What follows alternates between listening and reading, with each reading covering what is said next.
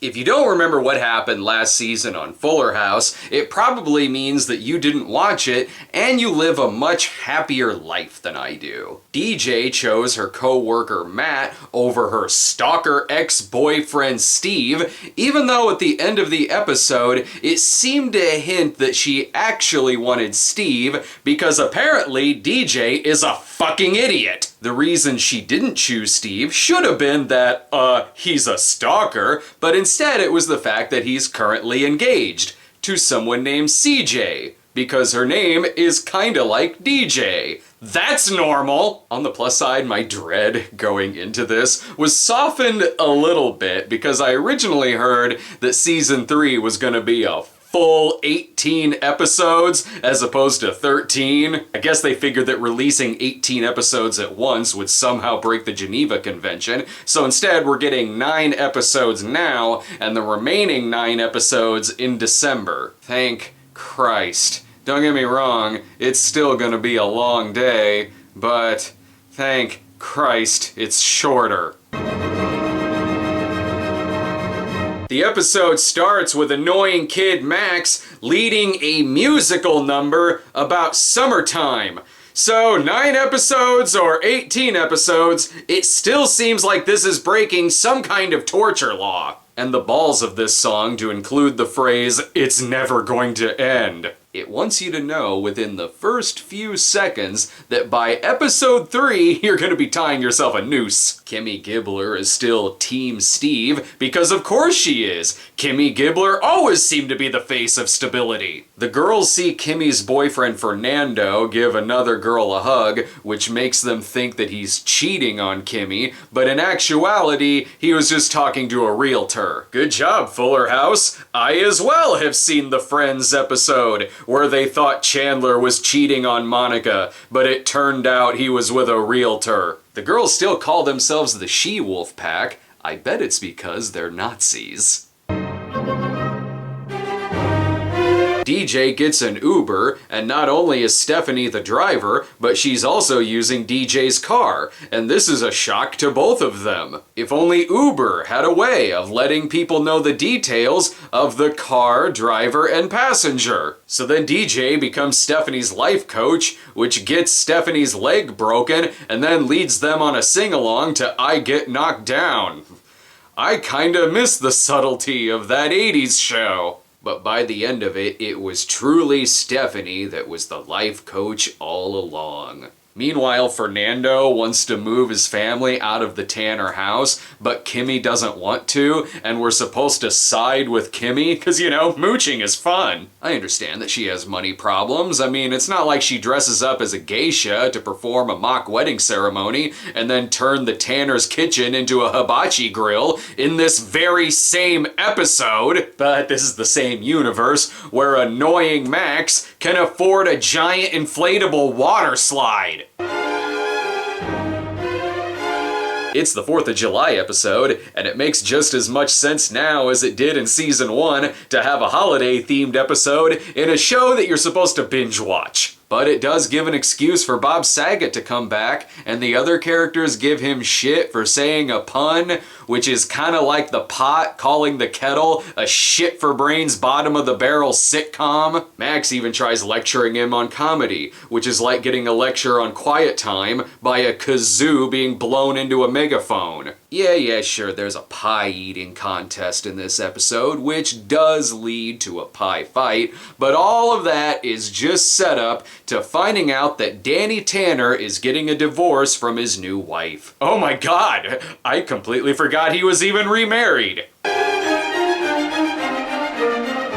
There's something really, ew, about an episode in the Full House universe that deals with a preteen Hickey, and that's not even the most awkward thing in the episode. We meet Jackson's friends, and one of them is a movie geek who is heavily autistic and answers everything in movie quotes. Seriously, DJ comes into the room and says hello, and this kid goes, You had me at hello, that's from Jerry Maguire. Now you know what Abed from Community would be like if he were a TGIF character. Fernando is sad because he moved out, so he keeps trying to break into the Tanner house. He goes so far as to build a door in the back gate so he can't be stopped from coming over, and then later he's found under DJ's bed. Why is everyone in this universe a fucking psychopath?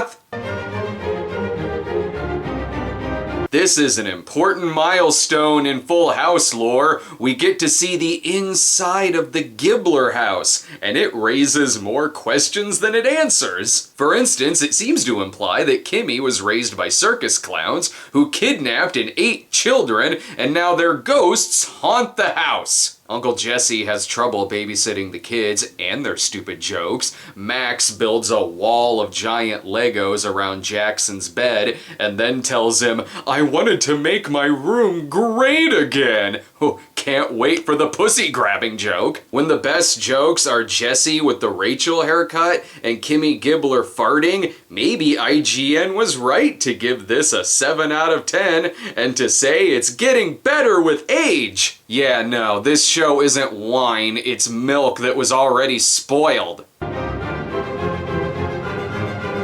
As we continue on in the Gibbler House of Horrors, Fernando goads his daughter into staying there by turning her room into a yogurt shop / candy store / disco. And then Kimmy retaliates by giving her daughter a real live pony. Good thing the characters figured out the unlimited funds code. I'm supposed to feel bad when Max's toy unicorn gets torn apart. Too bad they made him less likable than if he were Boy Hitler, played by a yapping chihuahua with a pinwheel hat. But he's cheered up when they take the pony and dress him like a unicorn by putting a fake horn on his head, which is very clearly a sex toy. Boy, these characters sure are relatable. The only thing that could make this show more annoying is if it had karaoke in it. Anyway, this episode has karaoke in it. Fernando stops everything so he can sing Livin' La Vida Loca. Oh, is it 1999 already? Then Steve and DJ sing Summer Lovin', cause where there's karaoke. Steve seems like the kind of guy who would be asked, did she put up a fight? Matt and CJ are of course weirded out by DJ and Steve's friendship, so what happens next? DJ tries on CJ's wedding dress and poses for a picture with Steve while he's in his tux, and gets caught! This show is made by people who wanted to see Reese Witherspoon and Mark Wahlberg end up together in Fear. Oh boy, Joey and his 4 annoying kids are back. Adding more annoying kids to this show is like adding Mentos to Diet Coke and then napalming it. Again, we're supposed to feel sorry for Max because he gets duct taped to a wall, but he's the only character who would be improved upon if he were played by young Sheldon, crossbred with Damien and baby Oopsie Daisy. There is good news, however. Stephanie may be able to have kids. The bad news? This universe doesn't need more kids. Although she is worried that she won't be able to afford it. Oh, so money exists in this universe now? Let's find out how the first part of Season 3 ends. They've already hinted that they want DJ to end up with Norman Bates Light because they sure know how people work.